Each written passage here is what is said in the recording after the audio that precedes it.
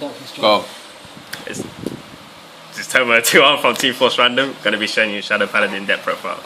Here's a starter full bow. If a blaster javelin right on top, you can add the blaster dart from your deck to your hand. So why do you run this one? Why not the other? Especially the starter for shadows at the moment. It's consistent, it's a +1 if you get a javelin on top of it.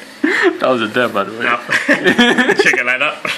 Got 8 crits, 4 draws, 4 heals. Pretty standard for Shadow Paladin deck anyway. And 1 grade 0 extra 1, Phantom Bringer Demon. Latest effect, Calm Blast 1, retire 2 Shadow Paladins. Get Overlord to hand from the deck. Pretty good, you could retire himself and another weak monster or something. And basically that's what Shadow Paladins are about. For grade 1s, 4 javelins, as I said, when it rides on top of full bow, get to add the blaster dart to hand, and he gets 2k at full bows himself. So +1 basically, yeah. Yeah, basically.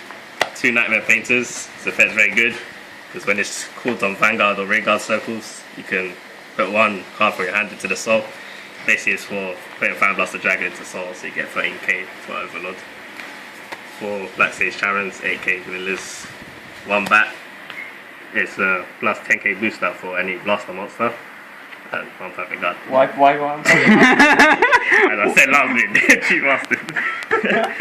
I forgot what it 1 Blaster Dart.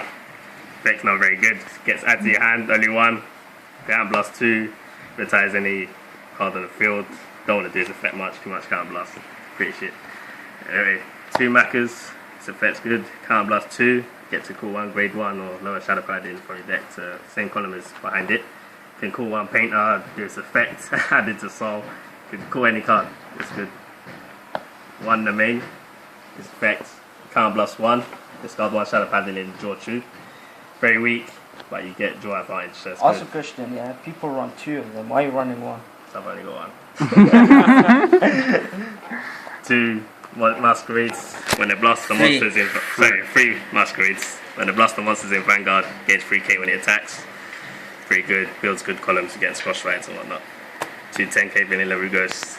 2 10k Interceptors. I run these guys because sometimes the field for shadows, you don't have a field really because they get retired. Then you call this monster as 10k on the field basically.